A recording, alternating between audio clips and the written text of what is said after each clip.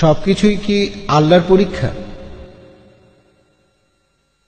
ভাই, আপনি প্রশ্ন করেছেন সবকিছু আল্লাহর পরীক্ষা কিনা। আমাদের জীবনটাই পরীক্ষা। মাঝে মধ্যে আমরা নিজেরাই নিজেদের জন্য সমস্যা তৈরি করি, এই জীবনটা আসলে পরকালের জন্য একটা পরীক্ষা। তাহলে তো ব্যাপারটা দাঁড়াচ্ছে কেউ বেহেশতে যেতে পারবে না, কারণ মানুষ মাত্রই ভুল করে।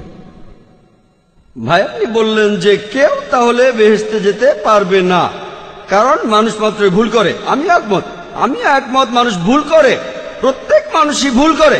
আর এজন্যই নবীজি বলেছেন আল্লাহ সুবহানাহু ওয়া তাআলার করুণা আর দয়া ছাড়া কোন লোক বেহেশতে যেতে পারবে না।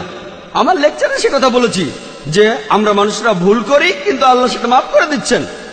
তিনি গাফুর, তিনি রাহিম, তিনি করুণাময়, তিনি পরোপকারী, তিনি এই লোকদের মাফ করে দেন। তবে তিনি কিছু নিয়ম কানুন মেনে চলেন। আর আল্লাহ তিনি এমন কিছু বলেন না যে তুমি দেখতে ভালো তাই মাফ করে দিলাম, তুমি দেখতে খারাপ তাই মাফ করলাম না। আল্লাহ মানুষের জন্য আইন কানুনগুলো বলেছেন কোরআনে।